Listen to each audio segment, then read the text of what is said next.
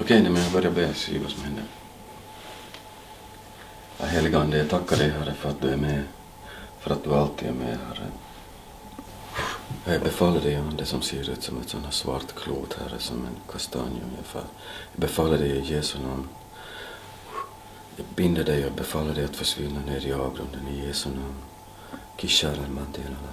Heliga Ande, jag ber att du ska komma med din eld, Herre. Jag ber att du ska bränna bort allting som inte hör hemma i Faderns rike, Herre. Precis allting som inte hör hemma i Faderns rike.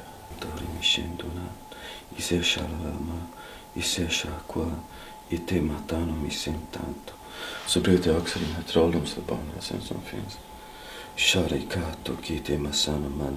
In the name of Jesus Christ, I break this curse right now.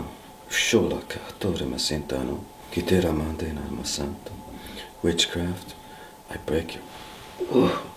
break your assignment over his life, and I command you to go into the abyss right now.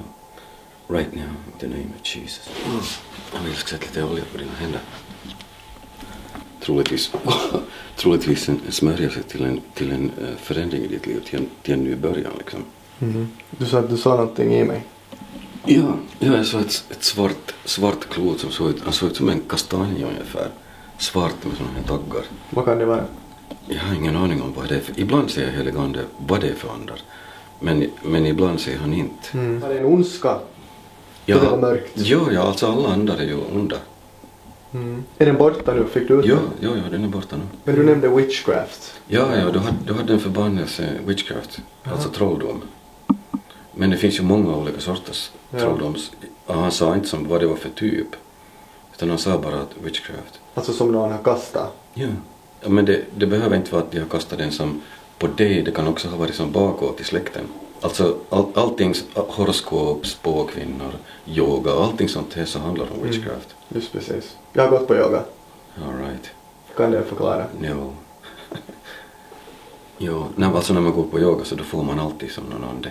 Just det. Fick du mantra också? Nej, jag var på nybörjarkurs. Okej. För det mantra så är ju namnet på en demon. Just det. Och när man säger det så kommer han. Okej.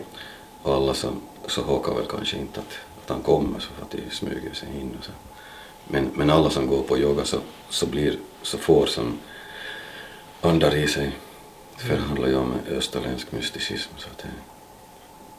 Jag tackar hemskt mycket för din upplevelse. Ja, Gud välsigne dig. Tack så du ha.